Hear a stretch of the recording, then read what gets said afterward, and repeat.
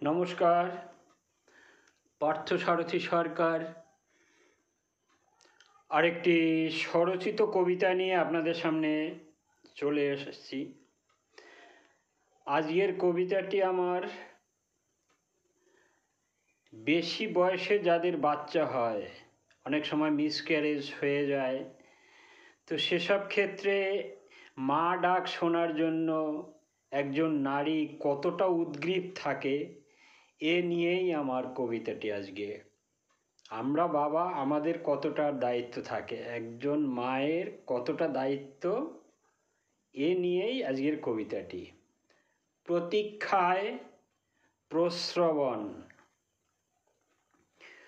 রূপের কুমার তুমি, অপরূপ রূপে এলে, উষার উদয় বাগে হাসিতে ফুল ফোটালে। নির্ঝরের ধ্বনি শোনালে ভুবনে, শীতল করেছ অযাচিত চুম্বনে। ছাই রঙে ফিকে হয়েছিল আশা,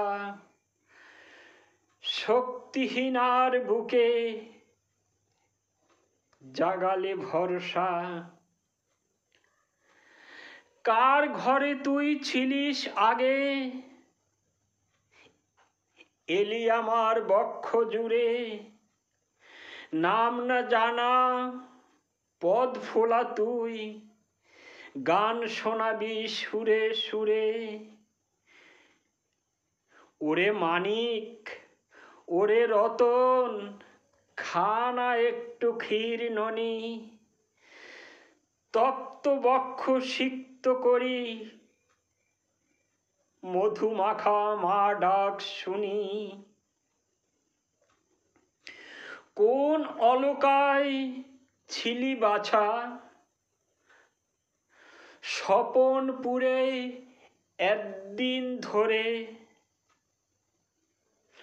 গান হারানো সুর জড়ানো, এলি মোর ভাঙা ঘরে। অচিন দেশের পাখিরে তুই, শূন্য করে এলি খাঁচা। নাম হারানো নদীর বুকে, এ ভাঙা চরে বাঁধলি বাসা।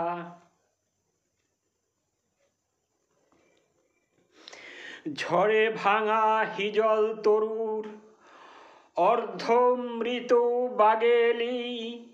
কুসুম বাগে অস্ত রাগে, মা বল বলে প্রাণ জুড়ালি। কবিতাটি এখানেই শেষ হলো। যদি আপনাদের ভালো লাগে, লাইক, শেয়ার এবং আমার চ্যানেলটিকে একটা সাবস্ক্রাইব করে দিবেন প্লিজ।